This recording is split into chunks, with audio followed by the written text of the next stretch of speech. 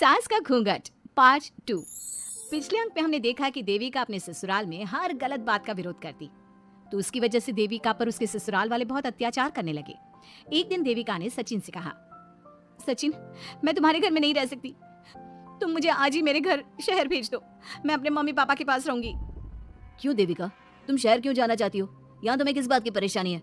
किस बात की परेशानी नहीं है सचिन, तुम्हारे घर के आदमी औरतों के साथ जानवरों जैसा व्यवहार करते हैं, मैं ऐसे माहौल में नहीं रह सकती। देखो देविका, तुम्हें यहीं रहना होगा। तुम्हारी शादी मुझसे हो गई है, अब मैं तुम्हारा पति हूँ और यही तुम्हारा घर है। अच्छा, तो तुम्हें याद है कि मैं तुम्हारी पत्नी हूँ? जब तुम्हारे पिताजी और चाचा जी मुझे एक एक हफ्ते के लिए कमरे में बंद कर देते हैं, तब तुम्हें क्यों याद नहीं आता कि जो औरत कमरे में बंद है वो तुम्हारी पत्नी है? जब तुम्हारे जीजाजी और भाई मुझसे बदतमीजी से बात करते हैं, मुझे खाने के लिए कुछ नहीं देते, तब भी तुम्हें याद नहीं आता कि मैं तुम्हारी पत्नी हूँ? देखो देविका, तुम बेकार की बातें मत करो। तुम यहाँ ढंग से रहोगी, सबकी बात मानोगी, तो कोई तुम्हें कुछ नहीं कहेगा। इस तरह जानवर की तरह रहना, ढंग से रहना है तो सॉरी सचिन, मैं नहीं रह सकती, मैं आज ही अपने घर जाऊंगी। ये बोलकर देविका अपना सामान पैक कर लेती है और घर से जाने लगती है। सचिन भी उसके पीछे पीछे चलता है और उसे समझाने की कोशिश करता है। जब ये सब जोगिंदर ने देखा तो बोल पड़ा, बहू, यह सब क्या हो रहा है? कहाँ जा रही हो? सचिन, बताओ अपने पिताजी को कि कहाँ जा रही हूँ मैं। तुम्हें शर्म नहीं आती अपने पति का नाम लेते हुए? मैं अपने पति का नाम ले रही हूँ, इसमें आपको क्या परेशानी है? आपका नाम तो नहीं ले रही हूँ ना? देविका, ये किस तरह से बात कर रही हो तुम पिताजी से? जिस तरह से करनी चाहिए उस तरह से कर रही हूँ बात। इससे अच्छी तरह से मैं तुम्हारे घर के किसी भी आदमी से बात नहीं कर सकती। तीनों की बात सुनकर घर के बाकी लोग भी वहां आ जाते हैं। तभी जोगिंदर कहता है, हमारे घर की औरतें अपने मर्दों का नाम नहीं लेती। तुम्हारे शहर में होता होगा, लेकिन हमारे यहाँ पर ऐसा कुछ नहीं होता। बहू, सचिन तुम्हारा पति है, तुम उसका नाम मत लिया करो। तुम अपने पति का नाम लेने की जगह ए जी, ओ जी, सुनो जी कहा करो। पति ना परमेश्वर होता है। तो परमेश्वर का तो हम नाम लेते हैं। क्यों माँ जी, क्या आप अपने इष्ट देव का नाम नहीं लेती? माँ जी, ये सब इन पुरुषों के बनाए तौर तरीके हैं, औरतों को दबाने के लिए। ये बेशर्म लड़की ऐसा नहीं सुधरेगी। ये हमारे घर की औरतों को भड़का रही है। सचिन, तुम इसे चुप कराओगे या फिर मैं करूं? नहीं नहीं पिताजी, मैं अभी समझा देता हूँ। चलो देविका अंदर, और कितना तमाशा बनाओगी मेरा। सचिन, मैं अंदर नहीं बाहर जाऊंगी, अब मैं यहाँ नहीं रह सकती। देविका की बात सुनकर महेंद्र कहता है, भाई साहब, ये लड़की इस घर से और गांव से बाहर ना जानी चाहिए, नहीं तो हमारे घर और गांव की औरतें भी ऐसी ही हरकतें करेंगी, वो भी मर्दों के खिलाफ बगावत करेंगी। और मैं भी देखती हूँ कि मुझे घर से बाहर जाने से कौन रोकता है। बहू, इनसे बहस करने का कोई फायदा नहीं, तुम अंदर चलो। इस गांव के मर्दों के अंदर बहुत अहंकार भरा हुआ है। देविका किसी की बात नहीं सुनती और अपना सामान उठाकर घर से बाहर जाने लगती है। तभी वहाँ मोहन और कल्याण आते हैं। कल्याण देविका के हाथ में से उसका सूटकेस छीन लेता है और मोहन देविका को जोरदार थप्पड़ मारता है। देविका का सर दीवार में लगता है और वो बेहोश हो जाती है। देविका, देविका तुम ठीक तो हो? भैया, आपकी हिम्मत कैसे हुई मेरे पति पर हाथ उठाने की? सचिन, तुम जल्दी से देविका भाभी को अंदर कमरे में ले जाओ, मैं अभी वैद्य जी को लेकर आती हूँ। वीना जल्दी से वैद्य जी को लेकर आती है। वैद्य जी थोड़ी देर तक देविका की जांच करते हैं और कहते हैं, मुबारक हो आप सबको, आपकी बहू माँ बनने वाली है। अभी तो मैं आपको दवाई दे देता हूँ, लेकिन आगे इनके इलाज के लिए आपको दाई अम्मा को बुलाना होगा। ये बात सुनकर घर के सभी लोग खुश होते हैं। देविका को जब होश आता है, उसे ये बात पता चलती है तो वो बहुत खुश होती है। वो सबसे कहती है, मैं अपने बच्चे को यहाँ नहीं रख सकती। क्यों बहू, क्या हुआ? अब तुम ये सब बातें मत सोचो, तुम्हें आराम करना चाहिए। नहीं माँ जी, आप नहीं समझ रही। अगर मेरा बेटा हुआ तो इस घर के मर्दों की तरह अहंकारी और औरतों पर जुल्म करने वाला बनेगा, और अगर मेरी बेटी हुई तो वो जानवरों की तरह जुल्म सहने वाली बनेगी, और दोनों ही अनपढ़ रहेंगी। देविका की बात सुनकर घर की सभी औरतों को पहली बार एहसास हुआ कि वो किस अंधकार वाले समाज में जी रही हैं। लेकिन फिर भी घर की सारी औरतें उसे ही समझाती हैं।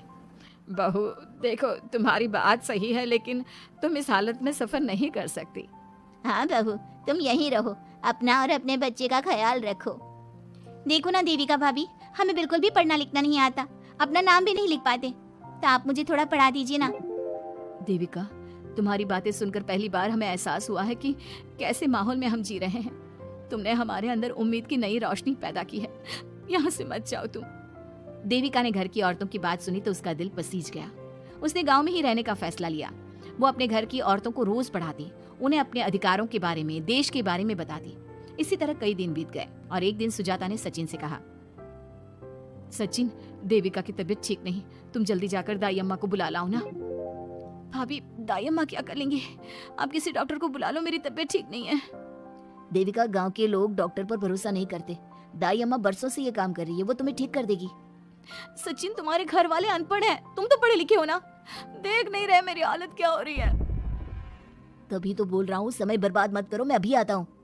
सचिन दाई अम्मा को बुलाकर ले आता है। दाई अम्मा घरेलू नुस्खों से देविका का इलाज तो कर देती है। कुछ समय के लिए उसकी हालत भी स्थिर हो जाती है, लेकिन वो पूरी तरह से ठीक नहीं होती। फिर देविका सचिन से कहती है, सचिन, मुझे समझ में नहीं आ रहा, तुम मुझे डॉक्टर के पास क्यों नहीं ले जा रहे? मैं माँ बनने वाली हूँ और मुझे ये भी नहीं पता कि मेरा हेमोग्लोबिन कितना है। दाई अम्मा कर रही है ना तुम्हारा इलाज। लेकिन दाई अम्मा को कुछ समझ में नहीं आ रहा कि मेरे साथ क्या हो रहा है। अगर देखो तुम मुझे नहीं लेकर गए ना तो मैं खुद ही चली जाऊंगी। अगले दिन देविका की तबीयत दोबारा बिगड़ जाती है और दाई अम्मा के किसी भी नुस्खे से वो ठीक नहीं हो रही थी। देविका ने सारी हिम्मत जुटाई और वो अकेले ही डॉक्टर के पास जाने लगी। उसे देखकर मोहन कहता है, बहू, इस हालत में कहाँ जा रही हो? आप लोगों के भरोसे रही ना तो आप लोग मुझे मार ही डालोगे। डॉक्टर के पास जा रही हूँ मैं। बहू, तेरा दिमाग तो ठिकाने पर है। हमारे घर की औरतें मर्दों से इलाज नहीं कराती। हे भगवान, इन जाहिल लोगों को मैं कैसे समझाऊं? डॉक्टर औरतें भी होती हैं। बहू, तो हमें पागल मत बना, हमने तो कभी कोई महिला डॉक्टर नहीं देखी। तू झूठ बोलकर निकलना चाहती है ना? इस गांव की सरहद से आप लोग कभी बाहर नहीं गए ना, इसलिए आप लोगों को नहीं पता कि महिलाएं डॉक्टर के अलावा क्या क्या है। ए लड़की, तुझसे तमीज से बात कर रहे हैं तो तू ज्यादा हवा में मत उड़। बोला ना एक बार, चल अंदर जा। चाचा जी, मैं अंदर नहीं जाऊंगी, डॉक्टर के पास जाऊंगी। मेरा इलाज सिर्फ डॉक्टर ही कर सकता है। ये बोलकर देविका घर से निकल रही थी कि तभी जोगिंदर ने उसे कमरे में ले जाकर बेड पर जोर से धक्का दे दिया, जिसकी वजह से देविका के पेट में चोट लग गई और वो दर्द की वजह से जोर जोर से चिल्लाने लगी। ये देखकर घर की सारी औरतें देविका को संभालने लगी। देविका, हिम्मत रखो, सब ठीक हो जाएगा। देविका भाभी, आप ठीक हो ना? माँ, कुछ करिए ना, भाभी की तबीयत बहुत खराब हो रही है। लेकिन मैं क्या कर सकती हूँ? भाभी, कुछ तो करो, कहीं बहू को कुछ हो ना जाए। उधर जोगिंदर मेन गेट पर बड़ा सा ताला लगा देता है और कहता है, आज के बाद इस घर से कोई भी औरत बाहर नहीं निकलेगी। देविका का बच्चा भी इसी घर में होगा, ये जिंदा रहे या मर जाए। जोगिंदर की बात सुनकर सभी औरतें बाहर आती हैं। जब विमला को इस बात का एहसास हो जाता है कि जोगिंदर देविका को डॉक्टर के पास किसी कीमत पर नहीं जाने देगा, तब विमला पहली बार अपना घूंघट उठाकर तेज आवाज में कहती है, मैं भी देखती हूँ देविका को डॉक्टर के पास जाने से कौन रोकता है। आज देविका डॉक्टर के पास जाकर रहेगी। देविका की सास का घूंघट आखिरकार उतर ही गया। घर के आदमियों ने पहली बार विमला का ये रूप देखा था और उसकी तेज आवाज पहली बार सुनी थी। क्या विमला अपनी बहू की जान बचा पाएगी या जोगिंदर अपनी पत्नी की आवाज भी दबा देगा? ये जानने के लिए हमारे अगले एपिसोड का इंतजार कीजिए और हमें कमेंट में ये भी बताइए कि घर की औरतों को आगे क्या कदम उठाना चाहिए।